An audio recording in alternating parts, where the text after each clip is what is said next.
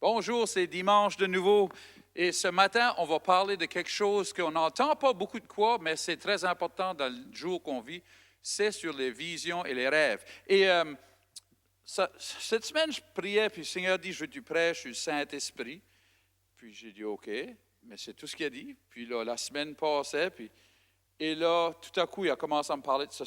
Parce que toutes les fois qu'on parle du Saint-Esprit, on parle d'être baptisé du Saint-Esprit, le don des langues, où on parle que le Saint-Esprit, c'est lui qui nous montre des choses à venir. Et ces choses sont toutes vraies et ils se produisent chaque jour dans notre vie. Mais il y a des dispensations de temps. Et dans ces dispenses, le Saint-Esprit a différentes choses qu'il fait. Et il faut comprendre le jour qu'on vit dedans. La semaine passée, puis les dernières quelques semaines, on parlait sur être le change et que les choses changent continuellement et on doit suivre le change, on doit écouter, on doit entendre, on doit savoir le jour qu'on vit dedans. Et je lisais aujourd'hui quand ce que le Seigneur Jésus leur a dit, il dit, vous voyez un nuage qui monte et vous savez, il va mouiller, vous voyez, le vent s'en vient du sud, il va faire chaud. Vous pouvez discerner le ciel et la terre, mais vous ne comprenez pas le jour qu'on vit dedans. Alors, c'était un problème ce temps-là, puis c'est encore un problème maintenant.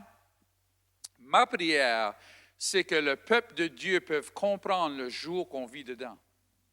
En tout cas, on va sauter là-dedans. Ça fait, on s'en va ici, on est dans le livre des Actes des Apôtres, puis on est... on n'a pas le chapitre, je ne sais pas ce qui se passe, en tout cas. Ça dit, « Et il arrivera au dernier jour, dit Dieu, que je reprendrai de mon esprit, c'est chapitre 2, verset 17, que je reprendrai de mon esprit sur toute chair, et vos fils et vos filles prophétiseront, et vos jeunes hommes verront des visions, et vos vieillards songeront en songes ou des rêves.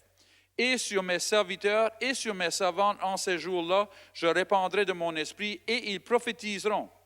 Et je montrerai des prodiges dans le ciel en haut et des signes sur la terre en bas, du sang et du feu et une vapeur de fumée. » Alors le Seigneur commence à nous parler que quand le Saint-Esprit va être répandu sur la terre, le signe qu'on va voir, parce qu'on sait qu'il y a des signes de telles choses que le Saint-Esprit fait. On sait si tu es baptisé dans le Saint-Esprit, il y a le don des langues, il y a tous les dons qui se répandissent, les guérisons, toutes ces choses-là. Mais ici, on voit dans les derniers jours qu'il va y avoir, Dieu va répandre son Saint-Esprit sur toute chair et le signe va être qu'il va voir. Ils vont prophétiser et ils vont avoir des rêves et des visions. Et plus que jamais maintenant, on voit, j'entends du monde dire, j'ai eu un rêve, peux-tu m'expliquer? Puis il faut comprendre aussi, on va voir ce matin, que les rêves et les visions, il y a une interprétation des rêves. Si vous avez lu la Bible plus que 2 fois, surtout dans l'Ancien Testament, Daniel interprétait les rêves pour le roi. Alors, un rêve veut pas mal toujours, les rêves et les visions, pas mal toujours ont une interprétation. Alors, qu'est-ce que je veux dire avec ça? C'est que qu'est-ce que l'on voit représente quelque chose d'autre. Je vais vous donner un exemple. Souvent, si vous avez un rêve et que vous êtes dans un camion, et vous allez en camion, le camion, souvent, représente un ministère. Et la grosseur du véhicule représente la grosseur du ministère et des choses de même. Alors, il faut qu'on comprenne que quand on voit quelque chose, ça peut représenter quelque chose d'autre. Si vous voyez votre mère dans un songe, souvent, la mère représente l'Église parce que c'est la mère. Alors, il faut comprendre ces choses-là. Ça fait que souvent, plus que jamais, on voit que le monde a des rêves. Et souvent, c'est des rêves pour le corps, pour l'Église. Des fois, c'est personnel, c'est un rêve qui représente des choses personnelles, mais souvent, c'est pour nous montrer des choses à venir. Alors, ça peut être pour nous avertir de quelque chose qui vient, qui est mauvais, et qu'on peut prier contre, et qu'on ne peut pas être pris par surprise, ou ça peut être un change que Dieu veut qu'on fasse. Alors, on va aller voir un exemple de ça dans Actes chapitre 10. Et verset 10, On parle de Pierre, ça dit, il eut faim et il voulut manger. Pendant qu'on lui préparait à manger, il tomba en extase, où il a eu une vision. Il vit le ciel ouvert et un objet semblable à une grande nappe attachée par les quatre coins qui descendait et s'abaissait sur la terre, et où se trouvaient tous les quadrupèdes et les reptiles de la terre et les oiseaux du ciel. Et une voix lui dit, « Lève-toi, Pierre, tue et mange. » Mais Pierre dit, « Non, Seigneur, car je n'ai jamais rien mangé de souillé ni d'impur. » Et pour la seconde fois, la voix se fit encore entendre à lui, « Ce que Dieu a déclaré pur, ne le regarde pas comme souillé. » Alors, Dieu est en train de préparer Pierre pour quelque chose. Il est en train d'y montrer quelque chose. Il est en train d'y montrer de qu'est-ce que tu appelais impur. Si Dieu l'a purifié, tu ne l'appelleras pas impur au futur. Alors, il prépare Pierre pour quelque chose, puis c'est quelque chose de grand. Alors, Pierre est là, ça se passe, et là, il y a 3 hommes qui arrivent à la porte pour venir le chercher. Dieu dit, va avec eux, c'est moi qui t'envoie. Et là, Pierre se trouve avec ces 3 hommes. Là, vous comprenez, les Juifs n'allaient pas avec les païens. Ça ne se passait pas. Et ici, c'est 3 païens qu'à la porte. Mais Dieu fait juste de montrer à Pierre, qu'est-ce que j'ai purifié n'appelle pas impur. Il prépare Pierre pour aller amener l'Évangile aux païens. Gloire à Dieu! C'est un gros change, comprenez-moi, c'est un gros change. Et souvent, quand il y a un change qui vient, Dieu nous le montre. C'est pour ça qu'on a dit l'autre semaine, Dieu dit, je fais quelque chose de nouveau. Le reconnaîtrez-vous pas? Je vais vous le dire avant que ça se passe. Et souvent, il nous le dit par des visions ou des rêves. Alors ici, on voit Pierre, Dieu le prépare pour faire quelque chose de nouveau. Parce qu'à ce moment ici, Pierre emmenait seulement l'Évangile aux Juifs. Il parlait, il s'assisait pas avec les païens, il mangeait pas avec les païens, c'était contre leur religion. Dieu leur avait dit, avant Jésus, Dieu leur avait dit aux Israël, aux Juifs, de seulement être avec leur propre peuple. On s'en va au verset 34. Alors Pierre, ouvrant la bouche, dit, « En vérité, je reconnais que Dieu ne fait point d'acception de personne, mais qu'en toute nation, celui qui craint et qui pratique la justice, lui est agréable. » Alors, on voit ici que Pierre, il va aux païens, il commence à parler de Jésus, puis le Saint-Esprit est là, il commence à parler de Jésus, puis ils sont sauvés, et il voit que Dieu l'a envoyé aux païens. Mais c'est la vision que Dieu lui a donnée, qu'il l'a préparée pour comprendre que Dieu allait purifier les païens comme qu'il avait purifié le peuple des Juifs. Verset 44. Comme Pierre prononçait encore ces mots, le Saint-Esprit descendit sur tous ceux qui écoutaient la parole. Tous les fidèles circoncis qui étaient venus avec Pierre furent étonnés de ce que le don du Saint-Esprit est aussi répandu sur les païens. Car ils les entendaient parler en langue et glorifier Dieu.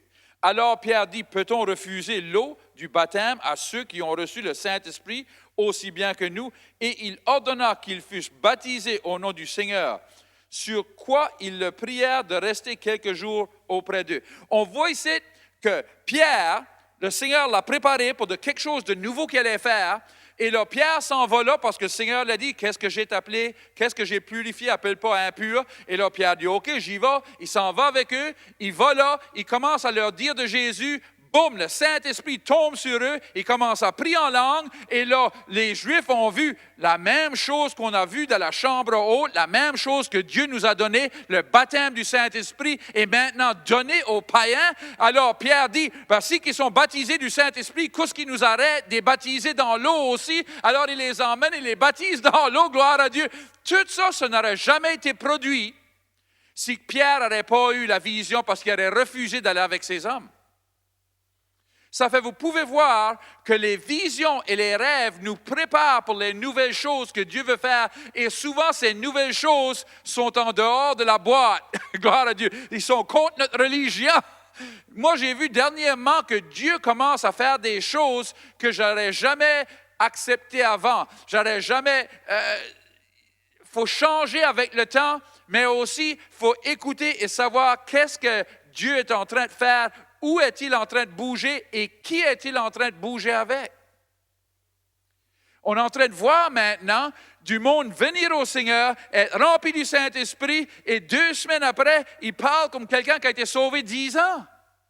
Je vois le Seigneur faire un œuvre vite, gloire à Dieu, et je vois que c'est ce monde-là qui sont les ouvriers qui emmènent du monde à l'Église. Gloire à Dieu. C'est eux qui vont, puis tu ne peux pas les taire. Ils vont le dire à leur famille, ils vont le dire à leurs voisins, ils vont le dire à leur... Puis c'est pas seulement... Écoutez-moi. Fidèles de Dieu, ceux qui sont sauvés, ça fait des années, pensez pas que Dieu passe à côté de vous autres pour utiliser eux. Non, il veut utiliser tout le monde qui écoute sa voix. Alors, il faut écouter sa voix et il faut comprendre le jour qu'on vit dedans. C'est le jour d'amener l'Évangile. C'est incroyable d'écouter qu'est-ce que le Seigneur fait. J'ai un jeune homme qui a donné sa vie au Seigneur. Il m'a envoyé un texte, puis il dit, je suis convaincu parce que je n'ai pas répandu l'Évangile. Je pense, moment, ça fait un mois que tu es sauvé, chill. mais c'est excitant de voir des choses de même, de voir du monde qui vient au Seigneur puis sont déjà convaincus dans leur cœur de gagner des âmes. Et je prie que ceux que ça fait des années qui sont sauvés, que le feu du Saint-Esprit soit secoué de nouveau dans eux, qu'on voit la flamme du Saint-Esprit de nouveau, parce que le Saint-Esprit va amener des visions et des rêves au monde. Et je vous dis aussi clair que je suis ici, que si vous apprenez qu'est-ce que la traduction ou qu'est-ce que le rêve veut dire, ou qu'est-ce que vous allez comprendre que Dieu veut faire des grandes choses en vous et avec vous. Gloire à Dieu. Ça fait, Dieu nous dit, il dit, je fais une nouvelle chose, la reconnaîtrez-vous pas? Parce quelque chose à propos de quelque chose de nouveau, c'est que des fois, on peut le manquer. Ah ben ça, c'est pas de même qu'on fait ça. Ben c'était peut-être pas de même qu'on faisait ça là, mais c'est de même qu'on le fait maintenant. Et on doit suivre le Saint-Esprit. Je vais vous donner un exemple. Une fois, j'étais à Chéticamp, puis on était dans un groupe maison. Puis j'enseignais sur le Saint-Esprit, le baptême du Saint-Esprit spécifiquement. Puis il y avait comme 5-6 personnes qui ont demandé pour le baptême du Saint-Esprit. Alors j'ai dit, on va prier. Je commence à prier et j'ai dit, on va prier sur vous. Puis j'ai dit la parole de Dieu qui dit, si vous demandez pour du pain, il va vous donner une roche. Puis si vous demandez pour un poisson, il va vous donner une serpent. Si vous faites passer à vos enfants, comment plus que le Seigneur vous donne le Saint-Esprit à ceux qui demandent. Ça fait là, j'ai dit, on va prier. Puis là, je vais vous écouter. Vous allez entendre de quoi en dedans, vous allez parler. C'est comme ça, m'arrête. Non, c'est pas de même qu'on fait ça. Je dis, écoute, assis-toi. Puis tais-toi pour une seconde. Je ne t'insulte pas, mais tais-toi. Laisse-moi faire ceci, puis je t'expliquerai après. Ça fait, j'ai prié pour eux, ils ont tout été remplis du Saint-Esprit, ils priaient tout en langue. Puis là, le monsieur était comme là, comme... Ben, il dit, je m'excuse, ben, il dit, moi j'étais en église, puis c'est pas de même qu'ils faisaient ça. Ben, j'ai dit, mais parce que Dieu leur a dit de le faire la manière qu'eux le faisaient, mais moi, il me dit de le faire comme ceci. Si, des fois, on peut être assez religieux qu'on pense que la seule manière que ça peut être fait, c'est la manière qu'on l'a fait dans le passé. Mais Dieu dit, je fais une nouvelle chose, la reconnaîtrez-vous pas? Alors, il faut être prêt à faire de nouvelles choses. Écoutez-moi, si quelque chose vous vient et ce n'est pas en ligne avec la parole de Dieu, faites-le pas. Mais si quelque chose vient, mais ce n'est pas en ligne avec votre théorie, mais que c'est en ligne avec la parole de Dieu, vous devez demander à Dieu si c'est lui. Parce que si c'est lui, puis vous le manquez, vous allez laisser de l'arrière de ce que Dieu veut faire. Gloire à Dieu. Alors, c'est très important qu'on comprenne ces choses. J'avais parlé de ce verset-ci un petit peu plus tôt. On va en parler de nouveau parce que je veux parler de quelque chose ici. C'est dans Luc 12, 54 à 56. Ça dit, c'est Jésus qui parle. Il dit encore aux foules, « Quand vous voyez un nuage se lever à l'Occident, vous dites aussitôt, la pluie vient. » Et il arrive ainsi. Et quand vous voyez souffler le vent du midi, vous dites, il fera chaud, et cela arrive. Hypocrite, vous savez discerner l'aspect de la terre et du ciel. Comment ne discernez-vous pas ces temps ici? Comprenez le jour que l'on vit dedans. Écoutez-moi, j'entends du monde dire, ah, c'est-tu la fin des temps? On arrive-tu à la fin? C'est-tu le temps pour qu'on soit enlevé et ces choses-là? Comprenez quelque chose. Tout est en place maintenant pour avoir un royaume, une église. C'est tout en place déjà, mais le Seigneur l'arrête parce que premièrement, on doit avoir un réveil et avoir des âmes. Mais tout est en place. Il parle déjà de la... OK, faut j'essaie de dire le mot là. En anglais, c'est the Great Reset. Bon, en français, c'est la grande réutilisation.